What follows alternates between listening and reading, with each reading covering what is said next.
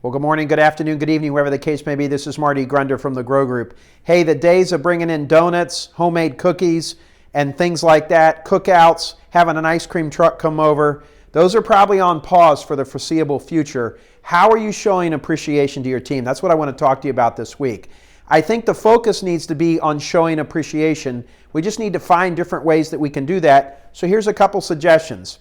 When you have your safety circles or you have your training meetings, when you're socially distant, can you give a shout out to someone? If it's someone's birthday, could you sing happy birthday to them in front of everyone else? Could you go on your private Facebook page and post some accolades about a job well done or their birthday or their anniversary?